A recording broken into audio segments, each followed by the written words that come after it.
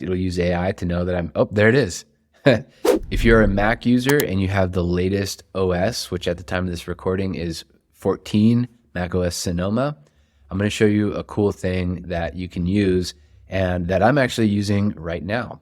So right here at the top of your Mac, you can see this purple thing. This is when you're screen recording. You'll also see this thing at the top of your Zoom windows, or anytime that you're using your webcam, you will see this in your Mac. And if you click on it, you can see what you're currently sharing. So this is a view of the webcam that you're displaying. And you can turn your presenter view. So right now it's off. If I turn it to small, watch what happens. There I am in the corner. And it's just my head. It's kind of like zoomed in on me. I'm putting my head side to side.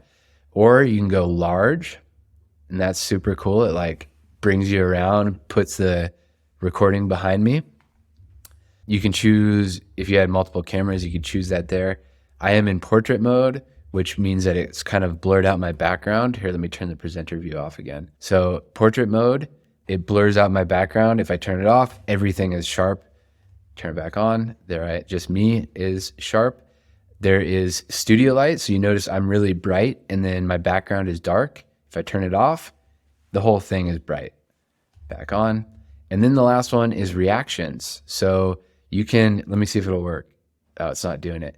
Sometimes it'll automatically detect, it'll use AI to know that oh, there it is. And it'll do a thumbs up when I do a thumbs up. Or you can click it and then it'll have the same effect. Or you can do confetti. Oh, a light show. I haven't seen that one before. That's exciting. Balloons. Raining. Heart. Fireworks. Cool. The only one I know that uses the AI is the thumbs up one. Let's see if I can do it again. I guess not.